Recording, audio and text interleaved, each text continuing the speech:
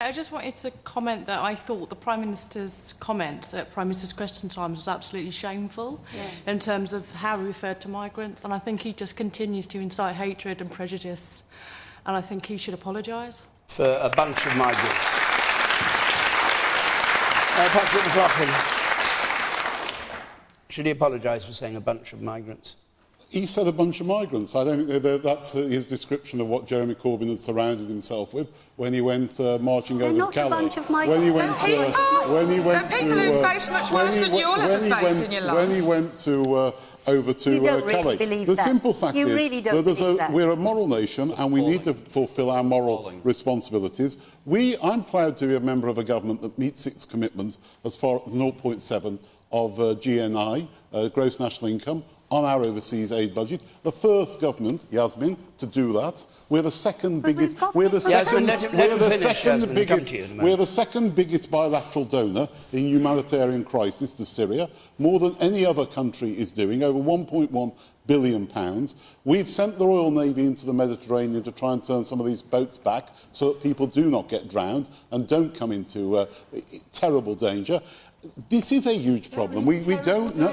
We don't. Where they are. Well, they're in more. They're in terrible danger. You don't. The simple factor is that they are scared. The simple fact is we don't know the numbers. As Angus said, you know, it was 1 million last year. There's still 12. I think something like 12 million displaced in Syria alone. So we will be co-hosting next week in London, along with the Germans and Norway, the UN conference on Syria, where we need to make progress. This isn't something one country alone can do. Can I ask you something, though, about this? How do you decide, how do you answer the question of how many more refugees Britain can absorb? Is it a matter of the money? Is it a matter of welfare, the facilities in this country? As a government, what are you doing when you sit down and say, we'll take 20,000 over 5 years? Part of the money is what we're already giving to some of the camps and supporting Syrian families already in some of these displaced camps. So, as I say, we are the second biggest donor after the United States. Yes, you've said that. No, I know I said that, but it is actually quite an important point. But you've heard the appeal in interruptions from the right here about there are hundreds and thousands and millions of people. We've taken a view that 20,000 is what can be accommodated. We said we'd do 1,000 before Christmas. That was done, that was fulfilled. And we've said that we will take some more of the displaced children. But we've also said they should be taken from the camps and not necessarily those that have been brought into Europe. All right, Jess. I mean, the answer to the question is, of course, we should take as many as we can. And the way to decide what does that mean? How we can afford it, as I was about to say, is to look at our areas. So I live in Birmingham, and if Birmingham City Council takes a genuine look at what school places are available, what housing is available, looks wholesale at where we could fit in more, and we all tightened our belts a bit and did it, we could take a certain number, and that number needs to feed in. I bet there aren't any living in Witney in David Cameron's constituency, but it's always the poorest people in this country who have to suffer the effects of migration. I want everyone in every part of this country to look at what they could offer, because there are 4,000 children who have already settled in Italy, have gone missing, expected to have been trafficked for sex. Those are children. Imagine if that was your children. And we should take our fair share of the 26,000 children in Europe, and in the UK, that's 3,000 children. There should be no question. OK.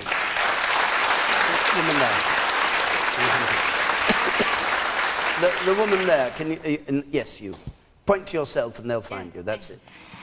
Yeah, I mean, I just think it's a disgrace. And for you, the Tory guy there, to just keep saying all these figures and we've given this and we've given that, you know, that isn't the point. It's what you guys are saying. We've basically slammed the door on these people. I've just come back from Lesbos, and, you know, I've seen the little shoes on the beach of babies, little baby grows. Do you know what? This is happening sort of, it seems to be every day now. People are drowning in the seas. Yes. And with the Schengen and the pressure being put on Greece, how are they going to control their borders? It is a complete joke. And I tell you what, the Tory government should be absolutely ashamed of themselves. Mary McLennan. Of course the UK can afford and could cope with more refugees. And it's easy to say that we should take more. And we should take displaced children from the camps, both in Europe and in Turkey, Lebanon and other places. The question is, the more difficult question is that the kindest thing to do, to take as many as possible? To your shoes on the beach point. It will encourage more shoes on the beach. That's the dilemma that we have at the moment. No, it is doesn't. stopping. I'm sorry, I completely disagree. It's to stop, because at the moment it's a tip of an iceberg. There are 6 million more refugees waiting to come. Yeah. Is the kindest thing to do to get more people getting on boats and drowning on their way here or not? And that is a slightly trickier question than should we take 3,000 children refugees. So I don't think it's quite as simple as let's just take as many as possible. No, that's what Merkel did, and she's caused more pain that way. Because she's than being if she'd taken ostracised. All right, the man in the second row here. You. I'm serving in the Royal Navy, and I've the fortune of hearing from friends who are currently out in the Mediterranean helping with the crisis. And the key word that comes back from there is desperation. And these people are desperate to get to the UK because of what we're offering them. And we're offering them very good things, and they need that. But I think that point's correct. Is that helping them? Is that the best way to help them? Because their desperation is putting them in these horrible situations where they're fighting for their lives just to get across an ocean, when really, and I'd ask the panel, what can we do to improve their lives where they're coming from so that they don't have that desperation to cross these seas, put themselves in life-threatening situations, or to fight through forests, as we heard the other day, freezing to death overnight on the land side of things, just to get to all these places in Europe which are offering aid, which is fantastic, but it's the element of giving them a fish rather than teaching them how to fish. Yasmin Alibaba.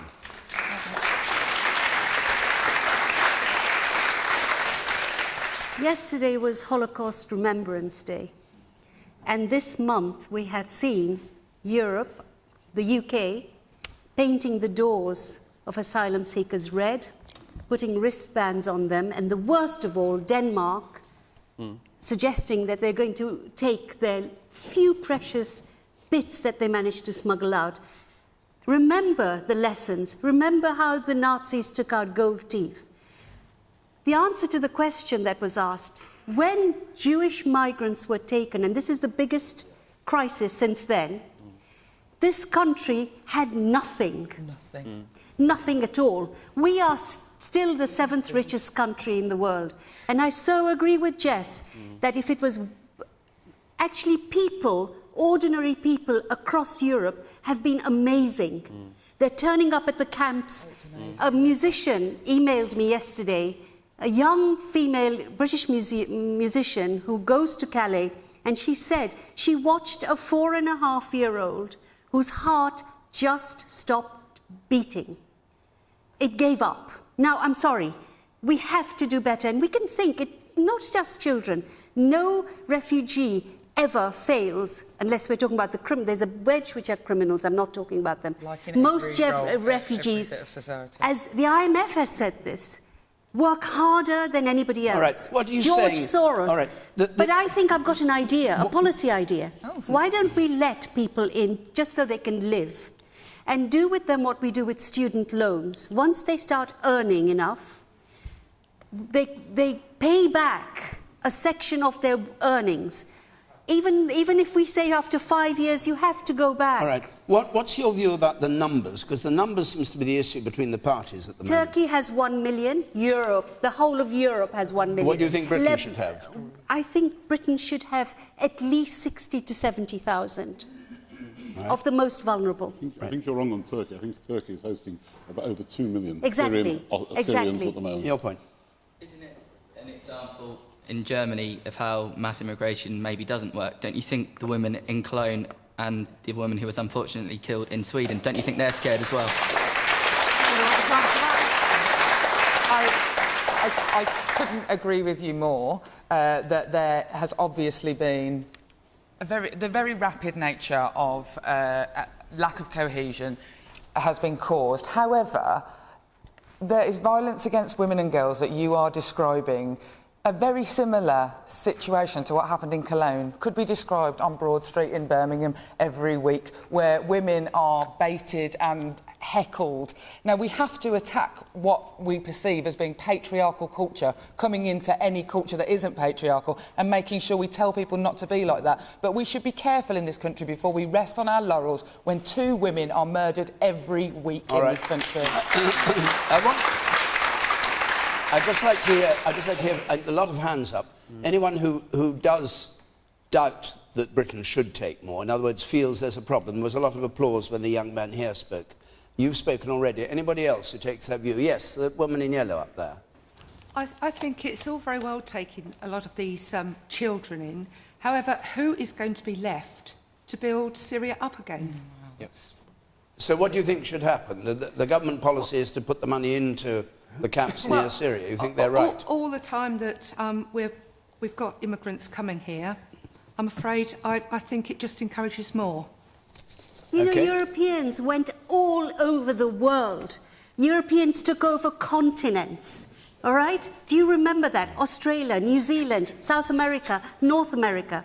How is it that we can now deny just safety?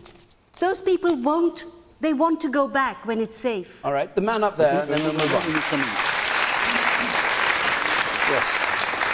Also.